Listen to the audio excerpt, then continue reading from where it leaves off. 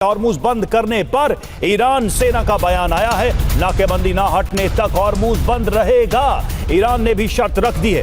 America ने अपना वादा पूरा नहीं किया और जिसका नतीजा यह हुआ कि हमारी तरफ से भी फिर से नाकेबंदी की बात कही गई है। बड़ी खबर ये सामने आ रही है। देखिए, ईरान की सेना की तरफ से कारण भी बता दिया गया है इस फैसले का कि अमेरिका पीछे नहीं हटा। अमेरिका ने अपनी तरफ से हॉर्मुज की नाकेबंदी खत्म नहीं की, जिसका नतीजा यह हुआ कि हमने भी फिर से नाकेबंदी का ऐलान कर दिया है। अमेरिका ने अपना वादा पूरा नहीं किया।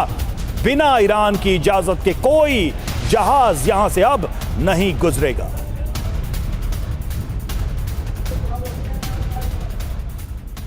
तो हॉर्मुज को लेकर देखिए एक बार फिर से संकट गहराता जा रहा, और यह सब तब हो रहा है जब अगले राउंड की बातचीत होनी है। बातचीत पर भी संकट लगा था कि शायद सकारात्मक माहौल बने, लेकिन अब इस ईरान के ऐलान के बाद से तनाव और बढ़ सकता है।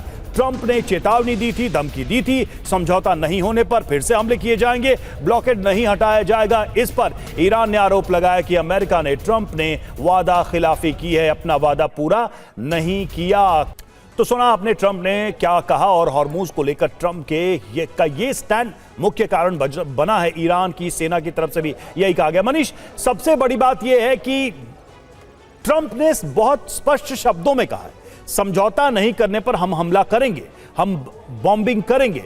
सेना भी मूव कर रही है, और देखा जाए तो वहां पर जो शिप्स हैं, नई शिप्स हैं, उनको भी उस दिशा में मूव कराया गया है। साफ क्या नहीं दिख रहा होगा ईरान की सेना को कि ट्रंप की तैयारी क्या है?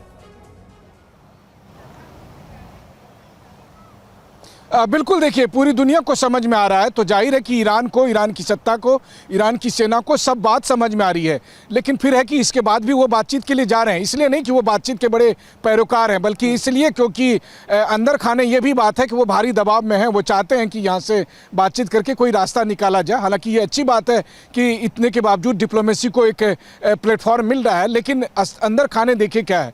अंदर खाने ये है कि हॉर्मुज को बाहर से घेर रखा है अमेरिका ने। अब इससे कोई फर्क नहीं पड़ता है कि हॉर्मुज को ईरान ने पहले बंद किया, खुला रखा। बाहर का जो पूरा एरिया है उसको इनसर्कल कर रखा है अमेरिका ने।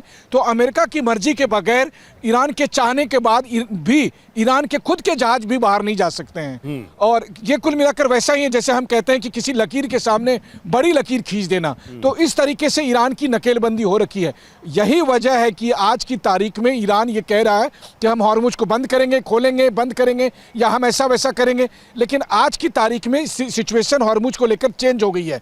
अब केवल ईरान की वहां मोनोपोली नहीं चल रही है, अब वहां पर अमेरिका ने भी घेराबंदी कर रखी है, और ये उस सिचुएशन को और ज्यादा जटिल बना दे रहा है। अमेरिका ने रिकैलकुलेट किया हॉर्मुज को लेकर, उनकी स्ट्रैटेजी में जो लूप होल था, यानी हॉर्मुज पर कंट्रोल, उसको फिर से रीअसेस करते हुए ये योजना बनाई है। और नतीजा ये हुआ कि वेपनाइज हो गया है हॉर्मुज स्ट्रेट। एक बार हम तस्वीरें जो आप देख रहे हैं इस वक्त अपनी स्क्रीन पर, ये हॉर्मुज स्ट्रेट की ताजा तस्वीरें हैं जो आपको हम दिखा रहे हैं। ईरानी विदेश मंत्रालय का बड़ा बयान सामने आया है। क्या कहा गया है बयान में, हम जानते हैं। अमेरिका हमला करेगा। बकाई की तरफ से यह साफ कहा गया है कि हम जानते हैं अमेरिका हमला करेगा, दुश्मन जहाजों को हॉर्मुज इस्तेमाल नहीं करने देंगे। बकाई की तरफ से यह बयान दिया गया है, ईरान के विदेश मंत्रालय की तरफ से बड़ा बयान।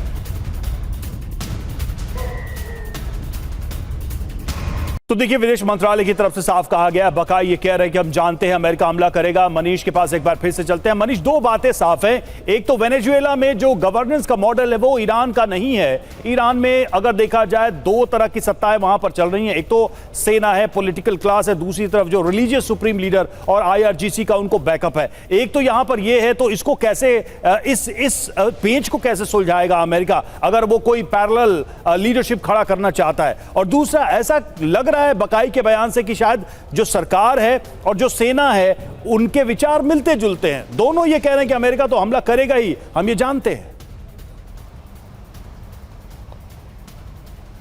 देखिए, ये बात हर कोई जानता है कि अमेरिका दोबारा से हमला करेगा, इजराइल दोबारा से हमला करेगा, जब तक वो ईरान को कमज़ोर ना कर दे, जब तक वो ईरान को लीबिया जैसा ना बना दे, इराक और सीरिया जैसा पूरा डिस्टर्ब ना बना दे, क्योंकि उनको हर हालत में कमज़ोर ईरान चाहिए, तब तक वो हमला करेगा। और वैसे भी देखिए 40 दिन के जंग के बाद जब ये तय नहीं हो पाया कि जीता कौन है हारा कौन है, तो दोबारा से फिर जंग होगी ताकि ये तय हो सके कि इस बार कौन जीता है। और जब तक ये तय नहीं होता तब तक अमेरिका और इजराइल लगातार कोशिश करते रहेंगे।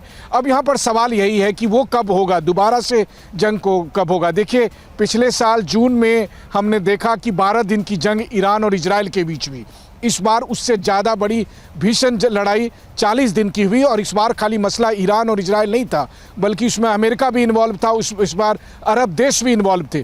तब भी 40 दिन के बाद तय नहीं हुआ। तो अब तीसरी बार अमेरिका फिर झुंड बना कर आएगा, एक ऐसा झुंड जिसमें कुछ और देश होंगे जो सीधे उससे लड़ाई कर सके। और ऐसा नहीं है कि ये सब कोरी कल्पना है, ये ईरान को पता है। इसीलिए जब ईरान के सरकार के प्रवक्ता ये बात कहते हैं, उनको भी पता है, बस खाली ये तय नहीं है कि ये दूसरा राउंड कब शुरू होगा।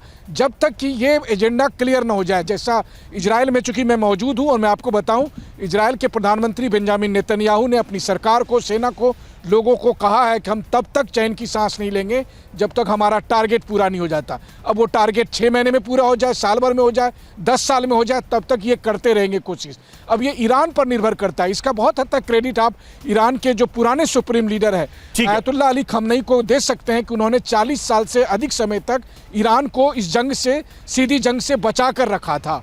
लेकिन अब जबकि 1 साल के भीतर 2-2 बार जंग हो गया, तो किसी को नहीं पता कि अगले बिल्कुल लेकिन इस बात की संभावनाएं अब फिर से दिखने लगी हैं कि शायद अविश्वास के माहौल में एक बातचीत होनी है दूसरे राउंड की, जिसका शायद कोई नतीजा फिर से ना निकले।